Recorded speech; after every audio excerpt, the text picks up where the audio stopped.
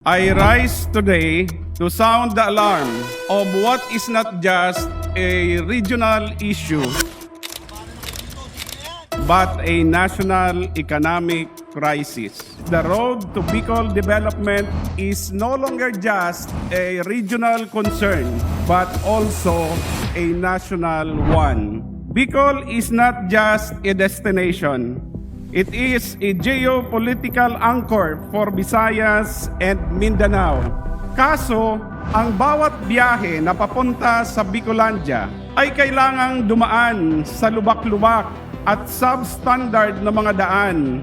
The highway from NCR to Sorsogon, which should take 10 to 12 hours, routinely stretches to 15, 18, o higit pa sa 20 oras. Ang ganitong kalagayan ng kalsada ay isang direktang balakid sa ating pambansang mithiin na pag-unlad. The 92-kilometer Andaya Highway is annually plagued by damaged segments.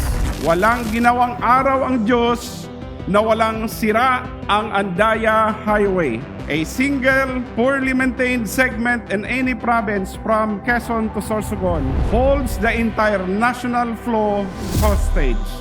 This fuels regional inflation, burdens the poorest families.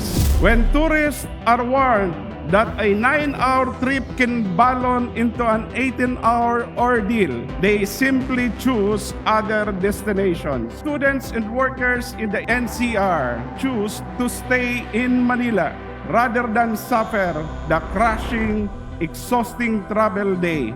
The combination of potholes, unlit construction zones, and illegally parked vehicles creates treacherous driving conditions leading to loss of lives. I am reaching out to my colleagues, the 18-strong Bicolano representatives.